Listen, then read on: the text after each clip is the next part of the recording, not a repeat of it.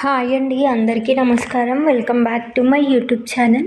So ఈరోజు మన వీడియోలో వచ్చేసి జీడిఎస్ రిక్రూట్మెంట్ ప్రాసెస్లో భాగంగా ప్రిఫరెన్సెస్ ఎలా పెట్టుకుంటే మనం జీడిఎస్ జాబ్కి సెలెక్ట్ అయ్యే ఛాన్సెస్ ఎక్కువ ఉంటాయి అనేసి ఈ వీడియోలో అయితే ఎక్స్ప్లెయిన్ చేస్తాను.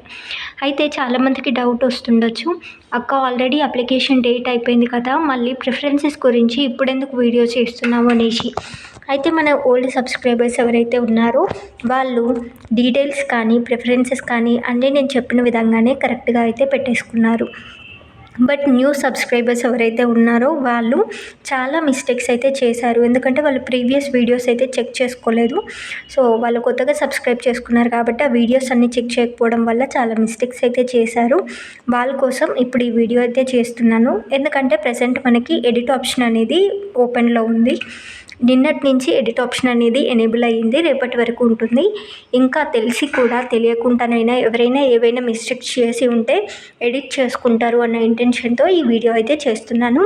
Hope this video will be useful.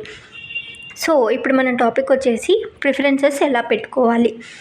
మనకి ఏ కేటగిరీ అయినా సరే మనం జాబ్కి అప్లై చేసేటప్పుడు మన కేటగిరీతో పాటు అన్రిజర్వ్డ్ వేకెన్సీస్ కూడా మనకి చూపించడం జరుగుతుంది. ఫర్ ఎగ్జాంపుల్, మీరు ఓబీసీ కేటగిరీకి సంబంధించిన క్యాండిడేట్ అనుకోండి. మీకు ప్రిఫరెన్సెస్లో ఓబీసీ కేటగిరీకి సంబంధించిన వేకెన్సీస్తో పాటు అన్రిజర్వ్డ్ కేటగిరీకి సంబంధించిన వేకెన్సీస్ కూడా కనిపిస్తుంటాయి. సడన్గా చూడగానే చాలామంది క్యాండిడేట్స్ ఎలా అప్లై చేసుకుంటారంటే, ఓకే విలేజెస్ అన్నీ చెక్ చేసుకొని ఏ విలేజెస్ మనకు తెలిసినవి ఉన్నాయి, మనకి దగ్గరలో ఉన్నాయి అనేసి చూసుకొని ప్రిఫరెన్స్ అయితే ఇవ్వడం జరుగుతుంది. మ్యాక్సిమం అందరం అలానే పెడతాము. బట్ చాలామంది రిజల్ట్స్ వచ్చిన తర్వాత అంటుంటారు, అక్క 10/10 ఉంది నాకు, బట్ కొంతమందికి 9.8 ఉన్నా కూడా వాళ్ళు ఎందుకు సెలెక్ట్ అయ్యారు, నేను ఎందుకు సెలెక్ట్ అవ్వలేదు అంటే, మీరు ప్రిఫరెన్సెస్ ఇచ్చే దగ్గరే మీరు మిస్టేక్స్ చేసి ఉంటారు, అందుకే మీరు సెలెక్ట్ అయ్యి ఉండరు అనేసి నేను చెప్తుంటాను. అదే విషయం మీకు కూడా చెప్తున్నాను. బట్ ఇంకా ఛాన్స్ ఉంది కాబట్టి ప్రిఫరెన్సెస్ ఎలా పెట్టుకోవాలి అనేది ఒకసారి చూద్దాం. సో మనం ఆల్రెడీ అనుకున్నాం కదా, మన కేటగిరీ వేకెన్సీస్తో పాటు అన్రిజర్వ్డ్ వేకెన్సీస్ కూడా ఉంటాయి. అన్రిజర్వ్డ్ వేకెన్సీస్లో ఏంటి అంటే కాంపిటీషన్ చాలా ఎక్కువ ఉంటుంది. అన్రిజర్వ్డ్ అంటే మనకు అది ఏ కేటగిరీకి రిజర్వ్డ్ కాదు, ఎవరైనా సరే అప్లై చేసుకోవచ్చు. అయితే మనకి అన్రిజర్వ్డ్లో ఫస్ట్ ప్రిఫరెన్స్ ఎలా ఇస్తారంటే, అప్లై చేసుకున్న క్యాండిడేట్స్ అందరిలో ఎస్టీ ఫీమేల్ క్యాండిడేట్స్ ఎవరైనా ఉన్నారనుకోండి, వాళ్ళకి ఫస్ట్ ప్రిఫరెన్స్ ఇవ్వడం జరుగుతుంది. వాళ్ళ తర్వాత ఎస్సీ ఫీమేల్కి ఇస్తారు, తర్వాత ఓబీసీ ఫీమేల్కి, తర్వాత ఈడబ్ల్యూఎస్ ఫీమేల్కి, తర్వాత అన్రిజర్వ్డ్ కేటగిరీకి సంబంధించిన ఫీమేల్ క్యాండిడేట్కి. వీళ్ళెవ్వరు లేకపోతే అప్పుడు మనకి ఎస్టీ మేల్ క్యాండిడేట్కి,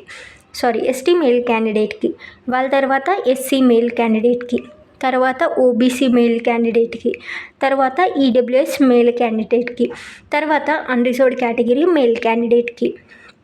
సో అలా ప్రిఫరెన్స్ ఇవ్వడం జరుగుతుంది. సో దానివల్ల ఏంటి అంటే, మీకు 10 పాయింట్స్ ఉన్నా కూడా మీకంటే ఎక్కువ 10 పాయింట్స్, సో 10 పాయింట్స్ అంటే అందరికీ 10 పాయింట్సే ఉంటాయి. బట్ 10 పాయింట్స్ ఉన్నా కూడా వేరే కేటగిరీకి సంబంధించిన ఫీమేల్ క్యాండిడేట్స్ ఉన్నా, లేదంటే మనకి ఎస్సీ ఎస్టీ కేటగిరీకి సంబంధించిన మేల్ క్యాండిడేట్స్ ఉన్నా కూడా మీకైతే జాబ్ రాకపోవచ్చు. కాబట్టి మీరేం చేయాలి అంటే, మీ కేటగిరీకి సంబంధించిన వేకెన్సీస్ ఏవైతే ఉంటాయో వాటికి ఫస్ట్ ప్రిఫరెన్స్ ఇవ్వండి. మీకు ఓబీసీ అయితే ఓబీసీ, ఈడబ్ల్యూఎస్ అయితే ఈడబ్ల్యూఎస్, ఎస్సీ ఎస్టీ అయితే ఎస్సీ ఎస్టీ, ఏ కేటగిరీ అయితే ఆ కేటగిరీకి సంబంధించిన వేకెన్సీస్ ఫస్ట్ పెట్టుకొని దాని తర్వాత అన్రిజర్వ్డ్ కేటగిరీకి సంబంధించిన వేకెన్సీస్ని పెట్టుకోవడానికి ట్రై చేయండి. సో ఓబీసీ కేటగిరీ లేదంటే మా కేటగిరీకి సంబంధించిన విలేజెస్ అనేవి చాలా దూరంలో ఉన్నాయనుకోండి, తప్పదు, ఇంకా మాకు వేరే ఆప్షన్ లేదు అనుకున్నప్పుడు అన్రిజర్వ్డ్ కేటగిరీ అయితే పెట్టుకోండి. మీకు లక్ ఉంటే వస్తుంది. బట్ మీకు ఛాన్స్ ఉంది, అక్కడికి వెళ్ళడానికి మీకు పాసిబిలిటీస్ ఉన్నాయి, ఏ ఇబ్బంది లేదు వేరే లొకేషన్లో చేయడానికి అనుకున్నప్పుడు ఖచ్చితంగా మీరు మీ కేటగిరీకి సంబంధించిందే పెట్టుకోవడానికి ట్రై చేయండి. ఇంకా మీకు ఏమైనా డౌట్స్ ఉంటే కామెంట్ సెక్షన్లో కామెంట్ చేయండి, తప్పకుండా రిప్లై ఇవ్వడానికి ట్రై చేస్తాను. Thank you very much.